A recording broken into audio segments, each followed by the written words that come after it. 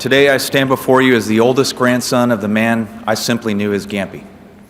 George Herbert Walker Bush was the most gracious, most decent, most humble man that I will ever know. My grandfather was thankful for his family. When he began running for president in 1988, my grandfather released a campaign book outlining his views for the future. The book opened with a letter to a grandson. It was addressed to me and recounted some of our recent experiences together in Maine. P, the letter read, I've been thinking about it a lot. The most fun was the big rock boat, climbing out on it, watching you and Noel playing on it.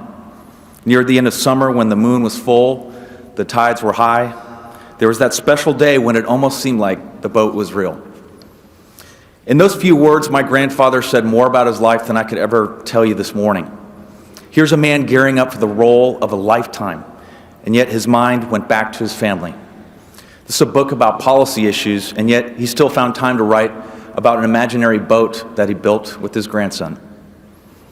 We all grew up in awe of my grandfather, a larger-than-life figure who we'd catch fly fishing off the rocks in Maine, talking up where the bluefish were running.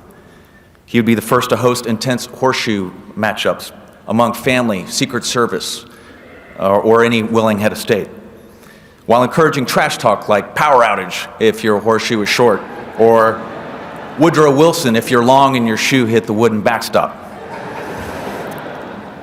His typical spread included barbecue, tacos, tamales, pork rinds with hot sauce, with a healthy complement of Bluebell ice cream and Klondike bars. Always the competitor, each night Gampy challenged all of the grandkids to the coveted First to Sleep award. Today, after 94 years, the heavy hand of time has claimed the life of my Gamps. But in death as in life, my grandfather has won, for he has exchanged his earthly burdens for a heavenly home and is at peace. Yes, George Herbert Walker Bush is the most gracious, most decent, most humble man that I will ever know, and it's the honor of a lifetime to share his name. God bless you, Gampy, until we meet again. Maybe out on that rock boat we built together.